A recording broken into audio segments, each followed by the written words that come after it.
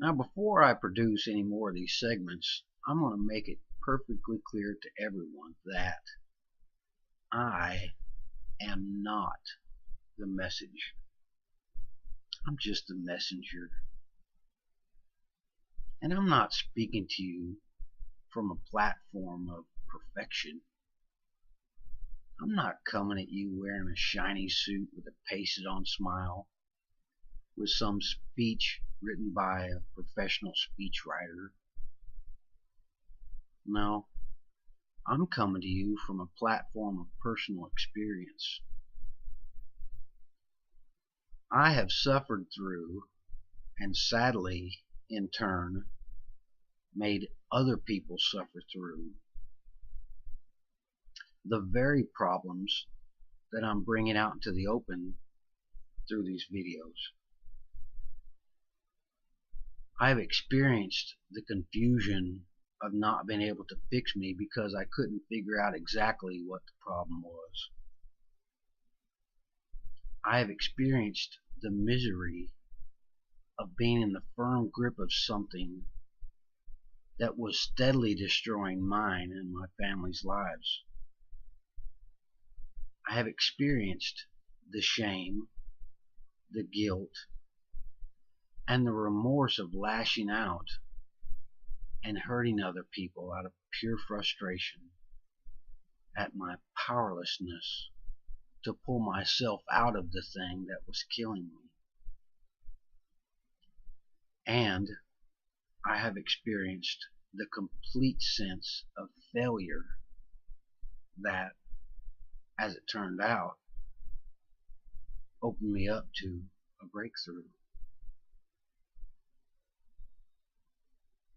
So what's my motivation in speaking to you?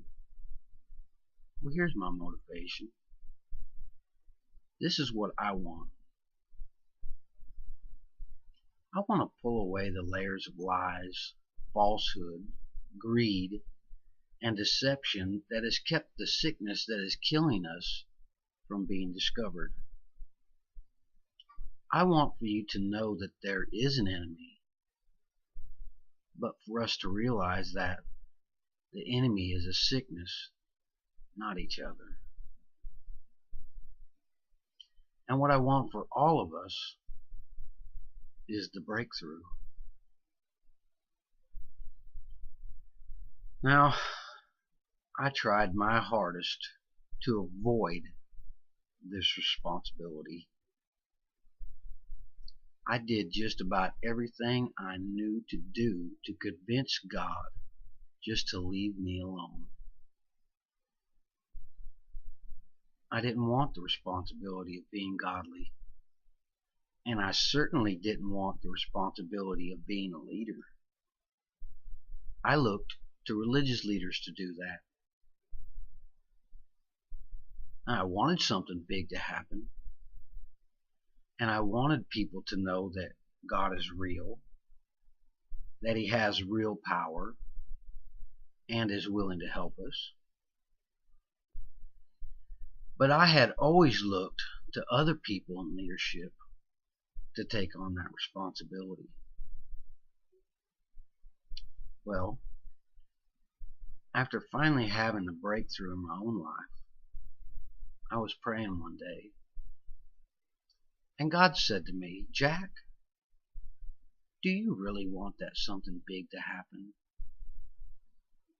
Do you really want people to have access to the truth about me?" And I said, "Yes, Lord, I do." Well, He said, "If you really mean that, if you really want that for my people, then quit looking for that leader and be him." Well, I thought that was insane. And I told God that. I told Him, "Look, man, don't you realize all the crap that I've done in my life? Any good that I have done is far outweighed by the mistakes that I've made. I mean, I've ruined my reputation." And I really expected that to intimidate God. It seemed to intimidate everybody else. But God wasn't intimidated by my reputation. Instead, what he told me was this. He said, "Well, that's good. Because everything that we do now will be built on my reputation, not yours."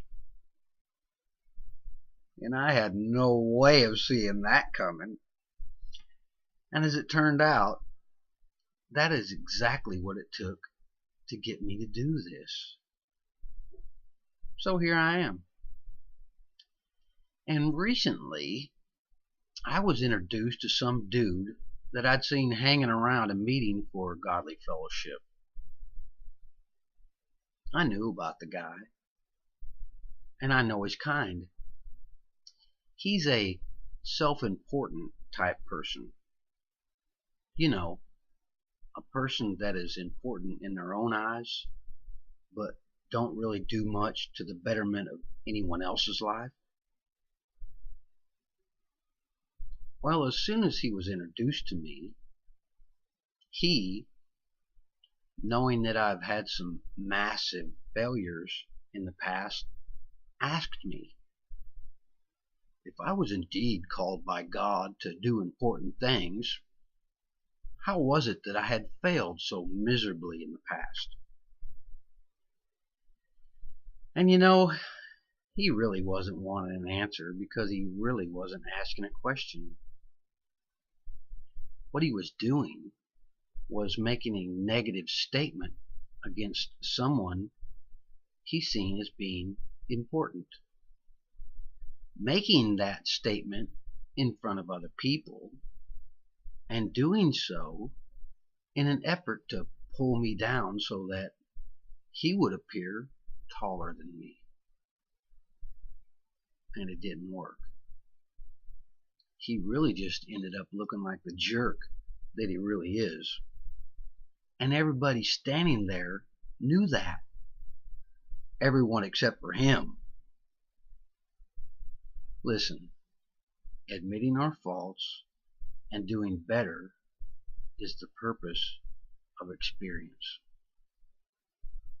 I don't deny that I have failed miserably at times in my past.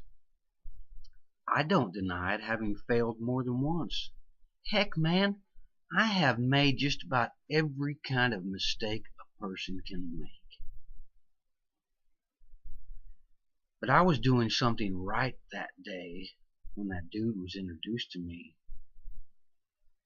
And rather than ask me about the things that I was doing right, things that, had he shown a real interest in, he could have been doing too, he was stuck in the past. He's stuck in failure. He's a failure, and he's stuck there. If you want to succeed, if you want to do important things in this life, if you want to be a person who matters, then get out of the failures of the past. Get around other people who are doing important things and ask them what it is that they are doing right. It is the things that they are doing right that is bringing success for them and for the people that they help. Do those things, and you'll be successful too. Thank you for listening, and stay tuned because there's gonna be more.